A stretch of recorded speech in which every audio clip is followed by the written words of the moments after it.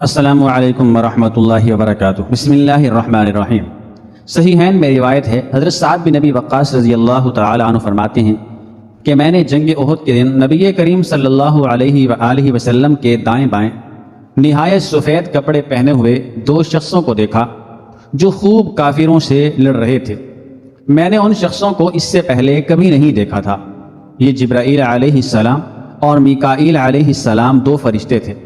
اللہ تعالیٰ نے رسول اللہ صلی اللہ علیہ وآلہ وسلم کی مدد کے لیے بہت سی لڑائیوں میں فرشتے بھیجے۔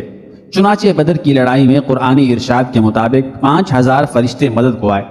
اسی طرح جنگ حنین اور احد میں بھی فرشتے مدد کو آئے۔ فرشتوں کا مدد کو آنا آپ صلی اللہ علیہ وآلہ وسلم کے معجزات میں سے ہے۔ صحیح مسلم میں ابن عباس رضی اللہ تعالی عنہ سے روایت ہے کہ جنگ بدر کے دن ایک انصاری مسلمان ایک مشرک کے پیچھے دوڑ رہا تھا۔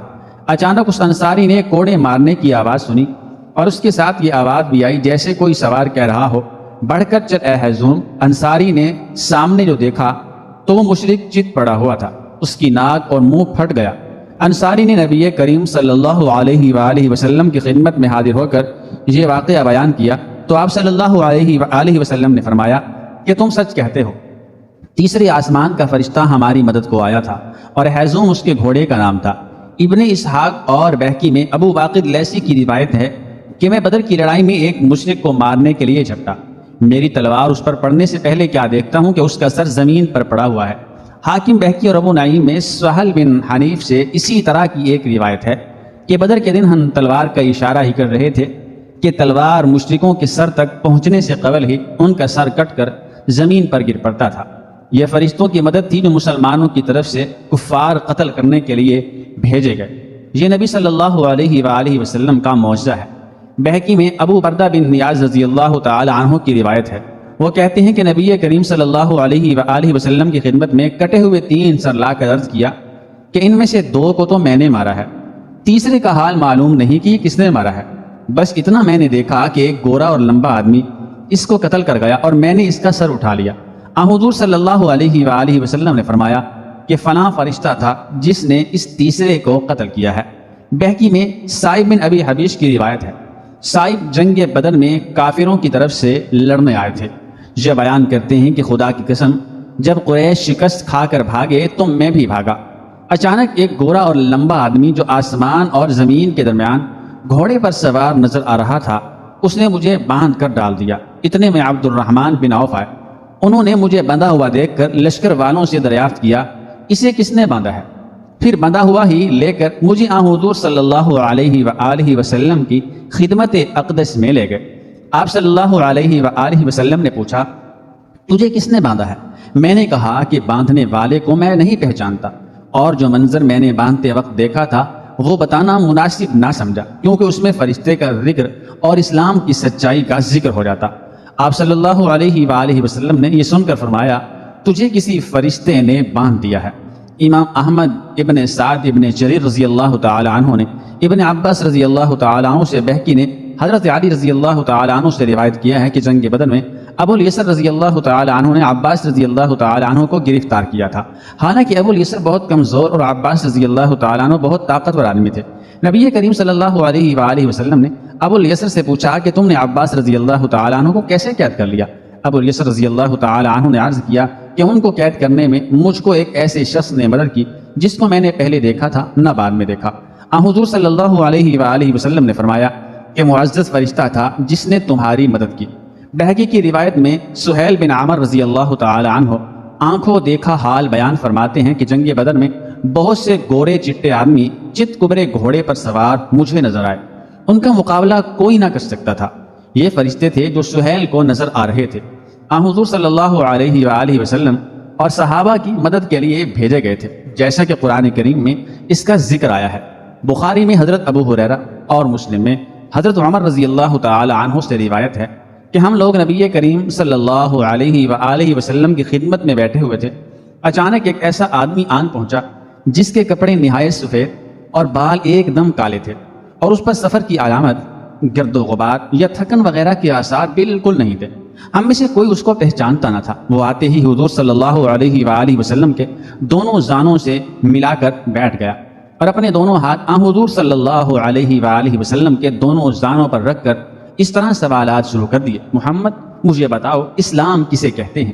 آپ صلی اللہ علیہ وآلہ وسلم نے فرمایا کہ اسلام یہ ہے کہ گواہی دو صرف اللہ کے لائق عبادت ہونے کی اور محمد صلی اللہ علیہ وآلہ وسلم کے رسول برحق ہونے کی، اور نماز پڑھنا، زکوٰۃ ادا کرنا، رمضان شریف کے روزے رکھنا، اور اگر وسعت ہو تو کعبہ کا حج کرنا، یہ اسلام ہے۔ اس شخص نے کہا سچ کہتے ہو۔ صحابہ رضی اللہ تعالی عنہم کا بیان ہے کہ اس پر ہم لوگوں کو تعجب ہوا کہ یہ سوال کرتا ہے، جس کا مطلب یہ ہے کہ اس کو واقفیت نہیں مگر جواب کی تصدیق کرتا ہے، یعنی اس کو سب کچھ معلوم ہے۔ پھر اس شخص نے دریافت کیا کہ مجھے بتائیے کہ ایمان کسے کہتے ہیں؟ حضور صلی اللہ علیہ وآلہ وسلم نے جواب دیا، ایمان یہ ہے کہ تم ایمان لاؤ اللہ پر، اس کے فرشتوں پر، اس کی کتابوں پر اور اس کے رسولوں پر اور قیامت پر، اور اس بات پر کہ اللہ نے ہر اچھائی اور برائی کو پہلے سے مقدر کر رکھا ہے۔ یہ سن کر اس شخص نے کہا کہ تم سچ کہتے ہو۔ پھر دریافت کیا کہ احسان کسے کہتے ہیں؟ آپ صلی اللہ علیہ وآلہ وسلم نے جواب دیا کہ احسان یہ ہے کہ اللہ کی عبادت اس طرح کرو اور عبادت میں تمہاری یہ کیفیت ہو گویا تم اللہ کو دیکھ رہے ہو، اور اگر یہ نہ ہو تو کم از کم کہ گویا خدا تم کو دیکھ رہا ہے۔ اس شخص نے کہا کہ آپ سچ فرما رہے ہیں۔ پھر اس شخص نے دریافت کیا قیامت کب آئے گی؟ آپ صلی اللہ علیہ وآلہ وسلم نے جواب دیا کہ اس بارے میں جواب دینے والا سوال کرنے والے سے زیادہ نہیں جانتا۔ پھر اس نے کہا اچھا قیامت کی علامتیں بیان فرما دیجیے۔ حضور صلی اللہ علیہ وآلہ وسلم نے بیان فرمایا قیامت کی علامت یہ ہے کہ قریب لونڈی اپنی مالکہ کو جنے گی، یعنی شرفاء میں لونڈیاں رکھنے کا رواج زیادہ ہوگا، اور جو لونڈی سے اولاد لڑکا یا لڑکی پیدا ہوگی وہ باپ کی شرافت کی وجہ سے شہزادی ہوگی، مگر اس کی ماں لونڈی ہی ہے، یعنی لونڈیاں بکثرت رکھیں گے۔ اشارہ کثرت عیش اور تعیش کی طرف ہے، اور یہ مطلب بھی ہو سکتا ہے کہ اولاد نافرمان ہوگی، ماں سے اس طرح گفتگو کرے گی جس طرح کوئی اپنی لونڈی سے بات کرتا ہے۔ ایک علامت یہ بھی ہے کہ مفلس، نادار اور بھوکے ننگے جو بکریاں چراتے ہیں وہ اتنے مالدار ہو جائیں گے کہ اونچی اونچی عمارتیں تعمیر کریں گے، یعنی پست اقوام بلند ہو جائیں گے اور بڑی بڑی عمارتوں پر فخر کریں گے۔ اتنا سن کر وہ اجنبی شخص چلا گیا۔ اس کے چلے جانے پر حضور صلی اللہ علیہ وآلہ وسلم نے اصحاب رضی اللہ تعالی عنہم کو اس کے پیچھے دوڑا دیا کہ جاؤ اسے واپس بلا لاؤ۔ لوگ اس کے پیچھے گئے مگر کوئی نظر نہ آیا۔ تھوڑی دیر کے بعد حضور صلی اللہ علیہ وآلہ وسلم نے مجھ سے یعنی عمر رضی اللہ تعالی عنہ سے پوچھا کہ تم جانتے ہو یہ سوالات کرنے والا کون تھا؟ میں نے کہا اللہ اور اس کے رسول صلی اللہ علیہ وآلہ وسلم ہی بہتر جانتے ہیں۔ آپ صلی اللہ علیہ وآلہ وسلم نے فرمایا کہ وہ جبرائیل تھے، سائل کی صورت میں تم کو دین کی باتیں بتانے آئے تھے۔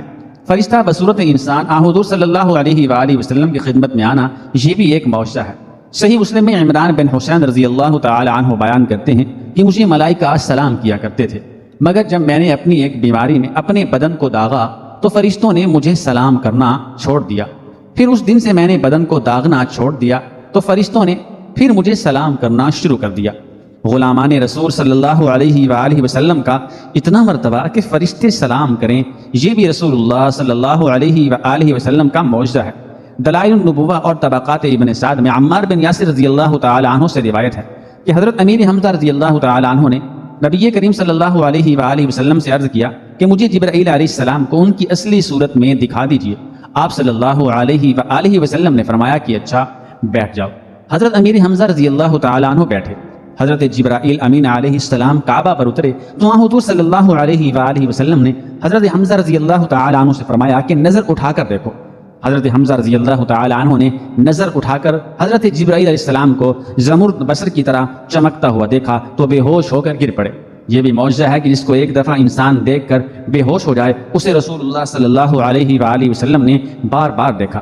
ترمذی کی روایت میں ہے کہ حضرت ابن عباس رضی اللہ تعالی عنہ کا بیان ہے کہ انہوں نے نبی کریم صلی اللہ علیہ وآلہ وسلم کی خدمت میں 2 مرتبہ جبرائیل علیہ السلام کو دیکھا۔ مسلم میں حضرت ابو ہریرہ رضی اللہ تعالی عنہ سے روایت ہے کہ ایک بار ابو جہل نے لات و عزا کی قسم کھا کر کہا کہ اگر میں نے محمد صلی اللہ علیہ وآلہ وسلم کو زمین پر ناک رگڑتے یعنی نماز میں سجدہ کرتے کبھی دیکھ لیا تو اپنے پیروں سے ان کی گردن رون ڈالوں گا۔ اتفاق ایسا ہوا کہ ایک روز نبی کریم صلی اللہ علیہ وآلہ وسلم نماز پڑھ رہے تھے۔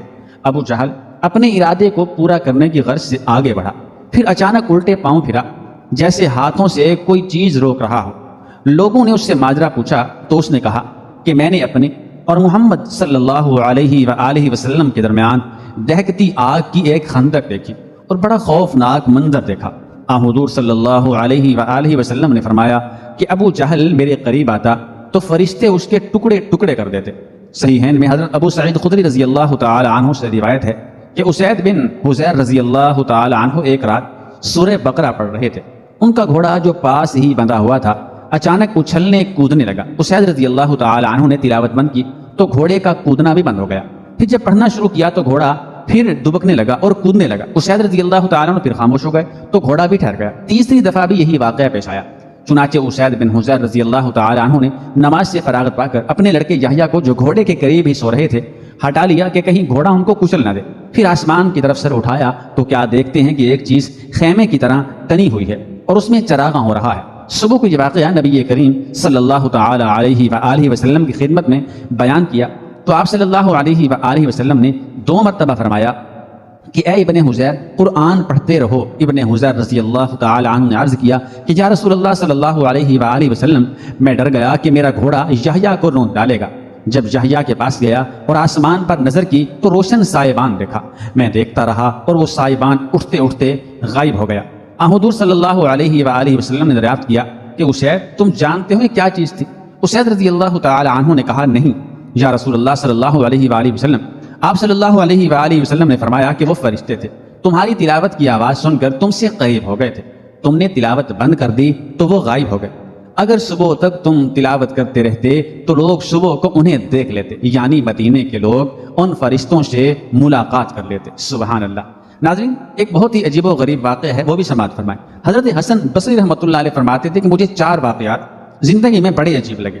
لوگوں نے کہا کہ وہ کون سے؟ کہنے لگے کہ پہلا واقعہ یہ کہ ایک نوجوان کے ہاتھ میں چراغ تھا تو میں نے نوجوان سے سوال کیا کہ بتاؤ یہ روشنی کہاں سے آئی؟ تو جیسے ہی میں نے پوچھا کہ یہ روشنی کہاں سے آئی، اس نے پھونک مار کے چراغ بجھایا اور کہنے لگا حضرت جہاں چلی گئی وہاں سے آئی تھی، یعنی اس نے مجھے لاجواب کر دیا۔ فرماتے ہیں کہ میں اس نوجوان کی حاضر جوابی کے اوپر آج تک حیران ہوں۔ نمبر 2، دوسرا واقعہ، ایک مرتبہ 10-12 سال کی لڑکی آ رہی تھی، اس کی بات نے مجھے حیران کر دیا۔ بارش ہوئی تھی، میں مسجد جا رہا تھا اور وہ بازار سے کوئی چیز لے کر آ رہی تھی۔ جب ذرا میرے قریب آئی تو میں نے کہا بیٹی بچی ذرا سنبھل کر قدم اٹھانا، کہیں پھسل نہ جانا۔ تو جب میں نے یہ کہا تو اس نے آگے سے جواب دیا حضرت میں پھنس گئی تو مجھے نقصان ہوگا، آپ ذرا سنبھل کر قدم اٹھانا، اگر آپ پھسل گئے نا تو پھر قوم کا کیا بنے گا۔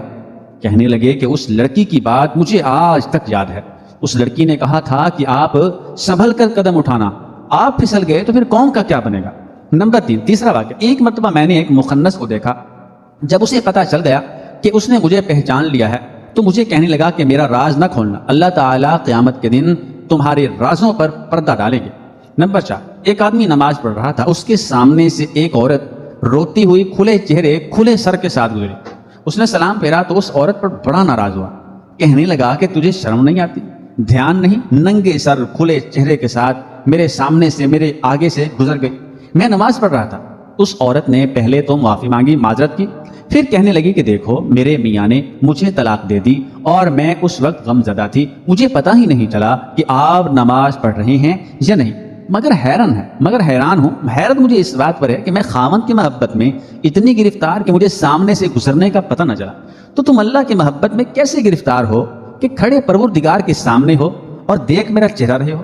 حضرت حسن بصری رحمۃ اللہ تعالی علیہ فرماتے ہیں کہ اس عورت کی بات مجھے آج تک یاد ہے اور واقعی ہماری نماز کا یہی حال ہے۔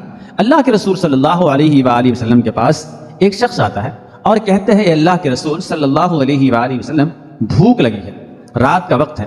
آپ صلی اللہ علیہ وآلہ وسلم اپنی ازواج مطہرات سے معلوم کرواتے ہیں کہ کچھ کھانے کو ہے، جواب ملتا ہے کچھ بھی نہیں۔ آپ صلی اللہ علیہ وآلہ وسلم ارشاد فرماتے ہیں آج کی رات اس کی مہمان نوازی کون کرے گا؟ حضرت ابو طلحہ انصاری رضی اللہ تعالیٰ عنہ جواب دیتے ہیں اے اللہ کے رسول صلی اللہ علیہ وآلہ وسلم میں کروں گا۔ گھر لے جاتے ہیں، کھانا اتنا مختصر کہ خود کھا لیں یا مہمان کو کھلا دیں۔ بیوی سے کہتے ہیں بچوں کو کسی طرح سلا دو اور چراغ گل کر کے کھانا مہمان کے آگے لگا دو، بیٹھیں گے ہم بھی لیکن کھانے کے لیے نہیں، صرف یہ تاثر دینے کے لیے کہ کھانے میں ہم بھی شریک ہیں۔ کھانا ہے کم، کھانا تھوڑا ہے، اگر ہم بھی شریک ہو گئے تو مہمان کا پیٹ نہیں بھر پائے گا۔ چراغ گل کرنے کا فائدہ یہ ہوگا کہ مہمان شکم سیر ہو کر کھائے گا، یعنی مہمان پیٹ بھر کر کھائے گا اور اسے یہ احساس نہیں ہو پائے گا کہ ہم نے کھانا نہیں کھایا۔ حضرت عبداللہ بن عمر رضی اللہ تعالیٰ عنہ بیمار ہیں، انگور کھانے کی خواہش ہوتی ہے۔ ایک درہم میں انگور کا ایک خوشہ خرید کر لایا جاتا ہے، ہاتھ میں وہ خوشہ آ بھی نہیں پاتا کہ ایک سائل آ پہنچتا ہے۔ حکم ہوتا ہے کہ انگور کا وہ خوشہ اس سائل کو دے دیا جائے۔ حضرت عائشہ صدیقہ رضی اللہ تعالیٰ عنہ روزے سے ہیں، گھر میں صرف ایک روٹی ہے جو افطار کے لیے بچا کر رکھی ہے۔ دروازے پر سائل صدا لگاتا ہے، خادمہ کو حکم ہوتا ہے کہ روٹی اس کو دے دی جائے۔ خادمہ نے عرض کیا آپ روزے سے ہیں، سحری بھی بہت مختصر تھی، بغیر افطار کی آپ رات کیسے گزاریں گے؟ حکم ہوتا ہے پھر بھی دے دو۔ تتجافا جنوبہم عن المضاجع، ان کے پہلو بستر سے الگ رہتے ہیں۔ سبحان اللہ۔ زرار بن زمر کہتے ہیں رات کا اندھیرا پوری طرح پھیل چکا تھا، آسمان پر چمکتے ستارے بھی اپنے چہرے پر سیاہ نقاب ڈال چکے تھے۔ میں نے دیکھا کہ حضرت علی المرتضی رضی اللہ تعالیٰ عنہ مسجد کی محراب میں کھڑے تڑپ رہے ہیں، بلک بلک کے رو رہے ہیں، گڑ گڑا کر دعائیں مانگ رہے ہیں اور دنیا کو مخاطب کرتے ہوئے یہ کہہ رہے ہیں اے دنیا، میں نے تجھ کو 3 طلاق دی، تعلقات کی بحالی کا اب کوئی امکان نہیں، عمر تیری بہت مختصر، زندگی تیری نہایت حقیر اور خطرہ تیرا بہت بڑا۔ سفر کتنا طویل ہے، راستہ کتنا ویران ہے اور زاد سفر کتنا مختصر ہے۔ حضرت علی المرتضی رضی اللہ تعالیٰ عنہ کون ہیں؟ آپ صلی اللہ علیہ وآلہ وسلم کے چچا زاد بھائی ہیں، چہیتے داماد ہیں، ایمان لانے والے خوش نصیب بچوں کی فہرست میں سب سے اوپر آپ رضی اللہ تعالیٰ عنہ کا نام ہے۔ لیکن حال پھر بھی یہ ہے کہ رات کے اندھیرے میں، رات کے سناٹے میں، مسجد کے ایک گوشے میں، تنہائی کی حالت میں رب کریم کے سامنے گریہ و زاری کا یہ عالم ہے کہ سننے والے کا دل پھٹا جاتا ہے۔